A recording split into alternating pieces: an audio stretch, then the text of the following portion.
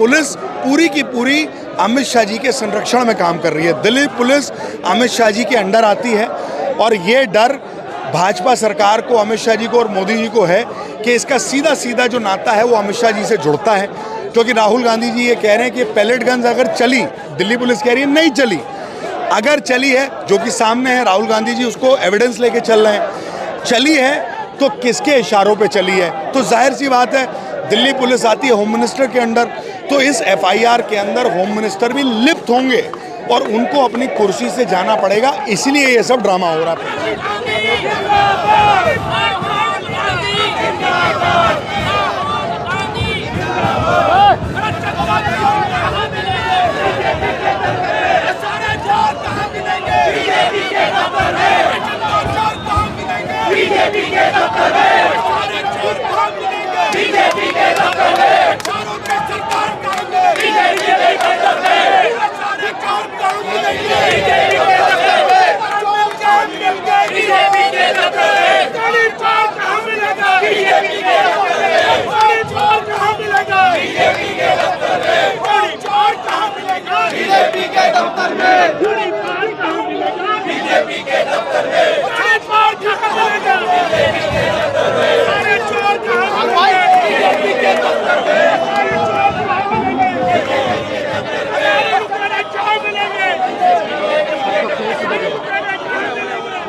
राहुल गांधी अंदर पीड़ित को लेकर धरने पर बैठे, आप लोग बाहर प्रोटेस्ट कर रहे हैं, क्या मांगे आप?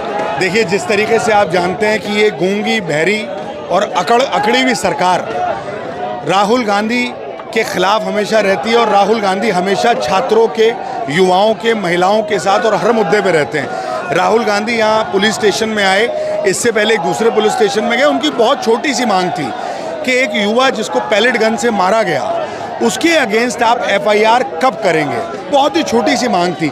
उसके लिए आज अभी 6 घंटे हो गए राहुल गांधी जी को यहाँ पार्लियामेंट स्ट्रीट थाने के अंदर बैठे हुए, उस फैमिली के साथ जिस लड़के के ऊपर पैलेट गन से अत्याचार हुआ था, उसकी माँ, उसका पूरा परिवार बैठा हुआ है। राहुल गांधी जी सिर्फ कह रहे हैं कि नामजद एफआईआर करिए, पैलेट गन किसने चलाई इसकी बात करिए। बार बार भाजपा की तरफ से आ रहा है क्या कि राहुल गांधी जी को सुप्रीम कोर्ट पे भरोसा नहीं है। अरे सुप्रीम कोर्ट ने तो खुद बोला है कि दिल्ली पुलिस अपनी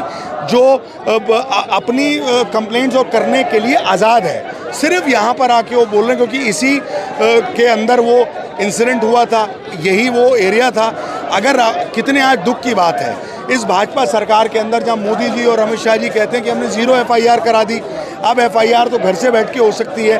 वहाँ पर नेता प्रतिपक्ष को यहाँ पर आना पड़ रहा है एक परिवार के साथ, और आज 6 घंटे हो गए।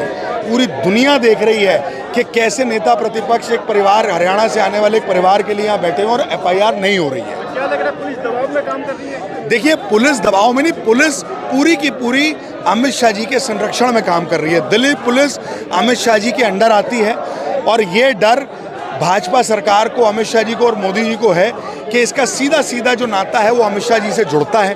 क्योंकि राहुल गांधी जी ये कह रहे हैं कि पैलेट गन्स अगर चली, दिल्ली पुलिस कह रही है नहीं चली, अगर चली है जो कि सामने है, राहुल गांधी जी उसको एविडेंस लेके चल रहे हैं, चली है तो किसके इशारों पे चली है? तो जाहिर सी बात है दिल्ली पुलिस आती है होम मिनिस्टर के अंडर, तो इस एफआईआर के अंदर होम मिनिस्टर भी लिप्त होंगे और उनको अपनी कुर्सी से जाना पड़ेगा, इसलिए ये सब ड्रामा हो रहा है पुलिस का।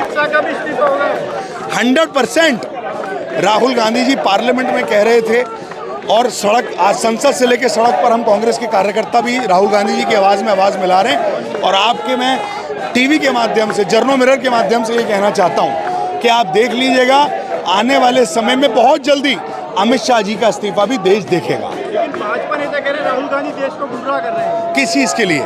क्या गुमराह कर रहे हैं? मतलब देश के युवाओं के साथ बैठना क्या गुमराह करना है? देश के युवा की लड़ाई लड़ना क्या गुमराह करना है? देश के छात्रों के लिए सड़क पे बैठना क्या गुमराह करना है? क्या देश के छात्रों की वो मांग जो राहुल गांधी जी ने प्रधानमंत्री के ऑफिस के बाहर करी, जिसमें उनकी नाक से खून निकला, क्या ये गुमराह करना है? अगर ये परिभाषा भाजपा की गुमराह करने की है तो देश समझ गया है कि गुमराह कौन कर रहा है और देश की लड़ाई कौन लड़ रहा है। राहुल गांधी जी आज देश के युवाओं की एकमात्र आवाज़ है। ये पार्लियामेंट स्ट्रीट का इलाका है, बहुत महत्वपूर्ण इलाका है, जहाँ थोड़ी सी दूरी पे प्रधानमंत्री और गृह मंत्री रहते हैं। आज राहुल गांधी जी बाहर कांग्रेस के कार्यकर्ता और कांग्रेस के कार्यकर्ताओं के साथ आम जनमानस यहाँ पर सड़क पे ये बैठ कर ये बता रहा है कि अब तुम्हारी तानाशाही नहीं चलेगी। राहुल गांधी जी ने भूगोल बजा दिया है। आने वाले समय में इस सरकार को इस्तीफा पूरी की पूरी सरकार को देना पड़ेगा। कब तक डटे रहेंगे आप लोग यहाँ पर? जब तक एफआईआर नहीं होती, हमारे नेता ने कह दिया जब तक एफआईआर नहीं होती तब तक हम यहाँ से हिलने वाले नहीं हैं। आप कांग्रेस के लोगों का और आम जनमानस का आक्रोश आज देख सकते हैं। इसमें सिर्फ कांग्रेस के लोग नहीं हैं, युवा हैं, स्टूडेंट्स हैं, जो अपने वकील हैं, जो अपने हक की लड़ाई यहाँ पर लेके आ चुके हैं। दिमागी नक्सल कहाँ मिलेंगे? बीजेपी के दफ्तर में। दिमागी नक्सल कहाँ मिलेंगे? बीजेपी के दफ्तर में। दिमागी नक्सल कहाँ मिलेंगे? बीजेपी के दफ्तर में। अरे जब जब मोदी डरता है पुलिस को आगे करता है। राहुल गांधी जिंदाबाद। राहुल गांधी जिंदाबाद। चंदा चोर कहाँ मिलेंगे? बीजेपी के दफ्तर में। टप्पर चोर कहाँ मिलेंगे? बीजेपी के दफ्तर में। चंदा